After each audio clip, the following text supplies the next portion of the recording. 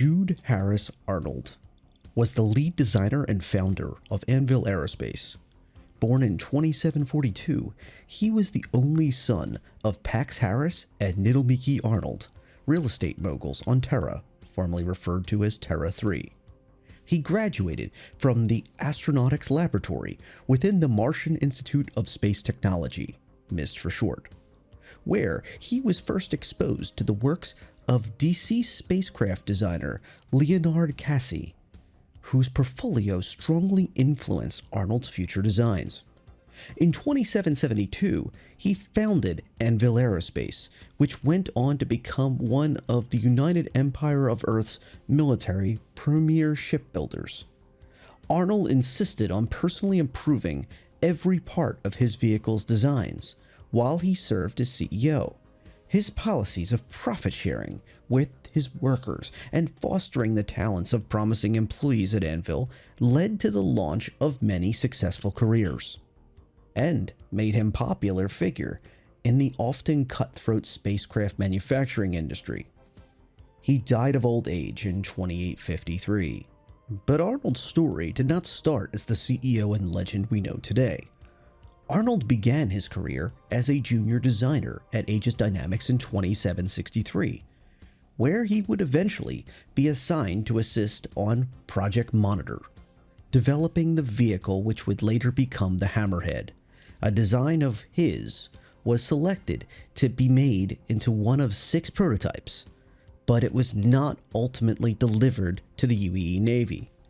After it failed early flight test, Arnold became demoralized with his job after a lack of feedback from his supervisors, especially after repeated rejections of new designs following his failed prototype.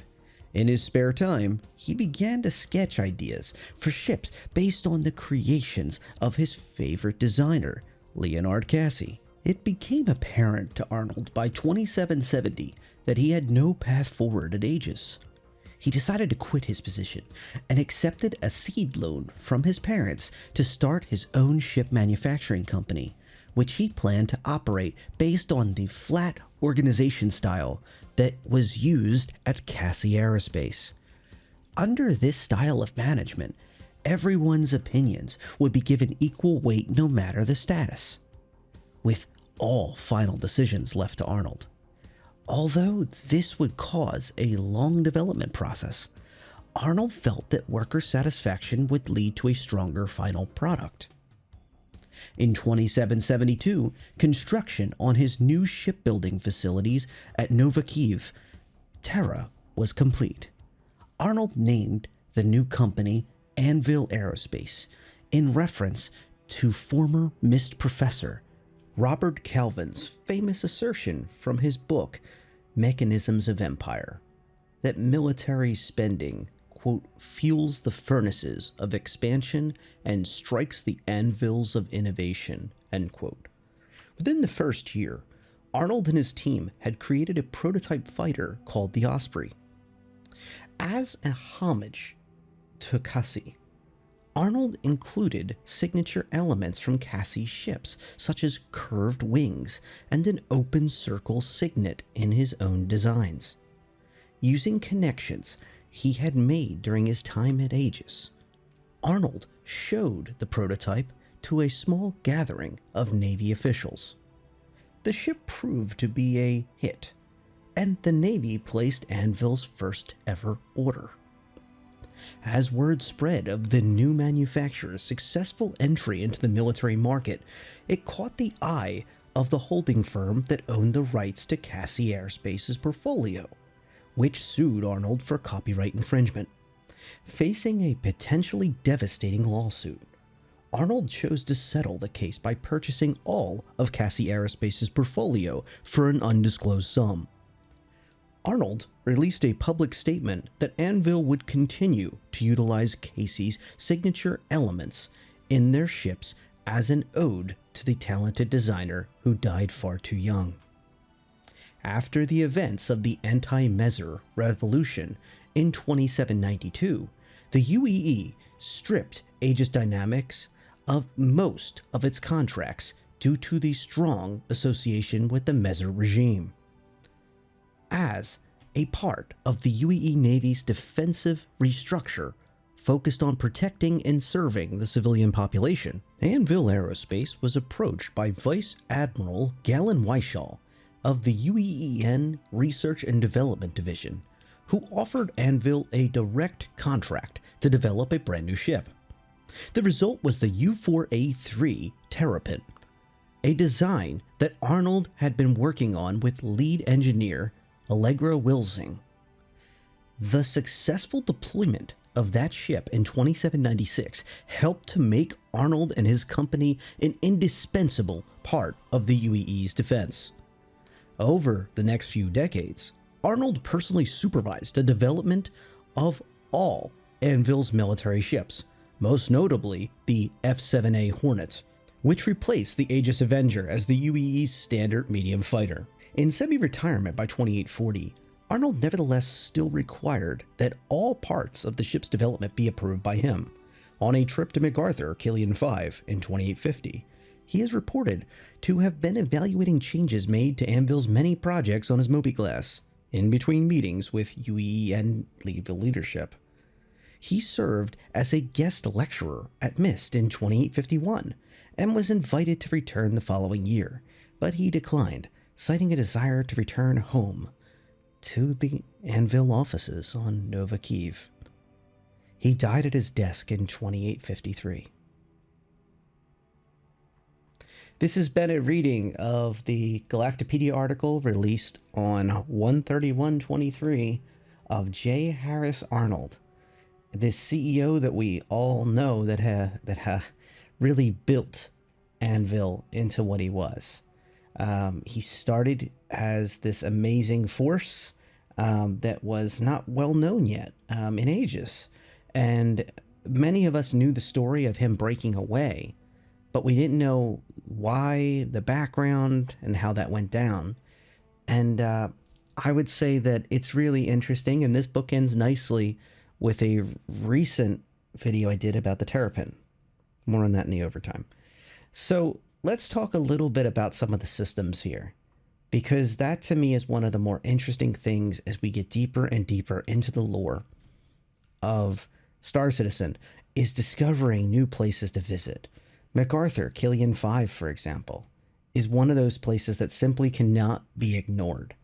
It is an amazing, amazing build-out of the UEE Navy, and in general, a part of the United Empire of Earth that truly is one of the, I'd say, jewels of it. And I would say that the massive shipyards at MacArthur are going to be one of those places worth venturing out just to see. And once again, that is not everything in StarCitizen. It's not just about going on a sightseeing expedition, but it is amazing that there is going to be so many places to explore in many systems of what makes up the verse, and that makes it just a more wonderful place to be, and certainly breaks up the change and monotony of yet another cycle of the standard gameplay loops. So when you're tired of blowing up pirates, and you maybe you tried your hand at PvP once or twice for better or worse, and you're really getting tired of seeing the 50th box, you and your buddies get together and go see the massive facilities at MacArthur, and maybe try to negotiate and see what your reputation's like with the UAE Navy. Maybe someday we'll finally get some F-7A upgrade kits, especially because in modern day, the F-8 Hornet is really the frontline fighter of the UAE Navy, and is truly like the amazing wonder ship. The F-7A designation you might be surprised by if you haven't been in the game for a while, or you just simply don't look at the lore, to be fair. Thank you, by the way, for checking out this video, if that's the case. The second one's the case. And if you're new, welcome. The F-7A is the military variant designation, as the F-8A is as well. However, our variants are the F-7C and the F-8C, and those are the ones that are actually attainable by civilians, as they declare it. However, there is a subset of the community that theorizes that as the F-8A gets more and more and more prevalent in the fleet, it may be possible someday to have something between a C and an A, or indeed just even have an A of the F7 series. This has been interestingly true in many ways in other ships. The Javelin is a decommissioned military vessel. However, that key word is just how decommissioned is it? Since its inception and release, there was debates about how much the Javelin was demilitarized or not. And it kind of varied once or twice in major ways. And that is a fascinating aspect, especially if you or someone else you know has purchased one of them. Think of the sheer amount of faith you have in the decisions made by CIG in something that large. That being said, I think the backers live and die by the balance blade. And I think this is no exception, whether it's the biggest ship or the smallest, especially when we get to military vessels. The UEE Navy has to have the best gear. But the way we're seeing in the lore things tracking is the UEE Navy's not as omnipowerful as it used to be. The wonderful thing, you might have heard of them, called the Vandul. They're pretty strong too. And so little by little, the UEE Navy has had to make concessions and say, look, we actually need the citizens of the UEE to step up and help us. And we need as many allies as we can possibly get. And okay, fine, we'll get you guys Polarises, and okay, let's see what we can get equipment wise for the fine folks, right? I think that's really the way to think about these things. So I'm not going to weigh in on, yes, we definitely will get more military vessels, but it's kind of necessary for us to stand against the Vandul. But getting back to J. Harris Arnold, his legacy is not really him. It's the company he created. There is many people that love the coffee mugs and the shirts that say Anvil Aerospace on them and extol the virtues of the Hornet as a premier dogfighter. And yes, it needs a pass. Yes, before the comment section lights up. Yes, no, I know it needs a pass, and it will. Have faith. And for the record, my favorite Hornets, it's a tie between the Tracker and the Super Hornet Heartseeker edition. I just love the cover art on there, and I love the idea of being able to bring a friend along who might need a ride somewhere, especially if his ship got shot out from underneath him. So when I'm rolling around in small ships, and I'm interested in that, it's some of those the Super Hornets certainly catch my eye, and but also my bias is showing, I guess, a little bit. My 325A is my main love of the small fighters. So anyway, medium fighters. So let's talk about a little bit about J. Harris Arnold and his company. Anvil Aerospace is kind of a company that builds itself on small ships. And I think there was a lot of surprise when the Liberator finally came out. And before that, the Hammerhead. These are certainly ships that are not small by any measure. Don't worry, you haven't missed anything. The Liberator is still in concept if you're hearing this in early 2023. However, it is a ship that truly is going to transcend, I think, the difference between a capital ship and a large class vessel, stretch it to the absolute limits. It's a carrier. It's a ship that can haul a lot. It's a ship that has large fuel stores, and it's designed to jump drive back and forth with organizational assets on board. Yet, it has limitations. Can't rearm small ships. Can't refuel them, at least effectively, very quickly, like large capital ships can. Cannot repair them, except with hand tools, obviously, just like you can hand refuel and such. And also, it does not have the defensive and offensive armaments of a large capital ship. Yet, it has a PDS, a pair of them actually, and a turret. It's just such an interesting ship to me because it emphasizes a lot about Anvil Aerospace. The whole concept of, I know it's overused, but the punches above its weight class. And I feel like that speaks to Anvil's stance on everything. They over-engineer military-designed vessels, and they are built for a specification, an idea in mind. And I feel like that is the best way to describe J. Harris Arnold. If you've, thought about it while we talk about this whole story about him going to the Martian Institute of Space Technology, etc., etc., you didn't need to. this just fills in the blanks.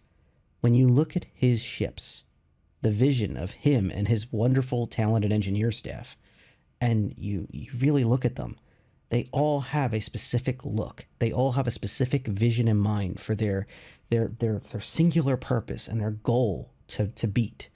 Other ships are great at utility, and they want to be multi-purpose. When Anvil does utility, they release the Liberator. When Anvil wants to fill the gaps and scanning technologies and help the fleet out, they eventually build the Terrapin. It was not originally envisioned to be a scanning vessel. Once again, that other video is pretty illuminating. But it ended up being exactly what it needed to be. It just took a while for them to get there. And that's another topic about these large military companies. I see Anvil as a company, as it's said in its own lore here, don't put the pitchforks down, that it took time for things to be developed because every single facet of a ship had to be approved by one CEO. One role had to handle everything, every single piece he had a finger in. And honestly, that is not efficient. Now, I'm not saying it's wrong. His ships are amazing, almost every one of them. And yes, some of them need passes, but the visions of them make sense and they will work great for you, much like most of the ships in the game. But Anvil specifically, you know what you're getting right on the tin, which is awesome. And that's not that common. But anyway, if we compare J. Harris Arnold's Anvil Empire to, say, a Silas Kroner over a Consolidated Outland, Consolidated Outland is known for taking risks and having teams that have the ambition only unbridled by their own CEO and literally going with the good ideas and running with them wherever they may lead. Silas Kroner famously said when the Pioneer was released, one who travels with the crowd will only see as far as the crowd. The one who goes alone may be able to see places that no one has ever seen. He's quoting someone else. But anyway, we're going to stay in the StarCitizen verse. The beauty of this is that I think Anvil is exactly what you want it to be. And J. Harris Arnold, by extension, is Anvil Aerospace until his death, where he literally died at the design desk at the end of his life from old age and probably a lot of stress from building a lot of ships. But that's just my speculation at the end there. So, yes, I thank you for sticking around to the end of this. I promised in the overdrive, I promised to talk about this a little bit. So, this one was actually kind of challenging. There was a lot of smaller technical details, names especially, things that I always promise to talk about that just cannot be changed. Planets were fine, but there was a lot of outtakes. There was a lot. And another thing that I'd like to see, just honestly, just my opinion now, is I'd love to see more about Leonard Cassie. I know we're seeing a lot with his designs being flowed into J. Harris Arnold, who basically took them and kind of made them even better. But it would be really cool to see some of the earlier developments from the Zeus all the way up through, say, Cassie. And more of that would be good. We have some from the very early days. We have some from these later years. And I think it makes sense to start the lore and get it built up and pad it stronger in the couple hundred years leading up to where we live in the verse. That just makes sense. I get it. But eventually I would like to see going back into the Cassie era and see, like, you know, what was that really like? And also, like, you know, we've heard a lot of tit for tat with the messers, but honestly, I would like to see a little bit more of like what the scientists were doing during those time periods. How were they trying to work around the ridiculous bureaucratic empire that the family was building? And, you know, was it as bad as we heard? You know, we always hear in these stories like a little offhand thing about, oh, the Messers were yet again screwing things up. What were the Messers' goals? You know, I would like to see just a little bit more fleshed out. Even if they just are even worse bad guys, that's fascinating to me. You know, that'd be really cool. And one of the reasons I say that is not just out of curiosity, but also because a lot of the lore always turns back to that. They turn back to the first introduction of the Vanduul, to UEE space, and how we were caught off guard, and my goodness, how this craziness is, and we didn't know the size and scale of the Vandal forces and fleet and the empire they were building. We had no idea their intentions either. We just knew they were bad, and we had no idea the scale of the kingships and all these other crazy things they had. And the Mezzer regime screwing things up yet again. So it would be really cool to see some fleshed out time periods there, maybe day in the lives of those people back then. I would love to see that and explore those time periods that were so definitive, because once again, they inform, there has to be hundreds of different pieces of lore, whether it's just small Galactopedia entries like this, or entire, you just have to keep scrolling and scrolling stories that are put into comlinks, and even discussions in the live Q&As and recording Q&As with the lore team. There's some direct citations in there from those time periods.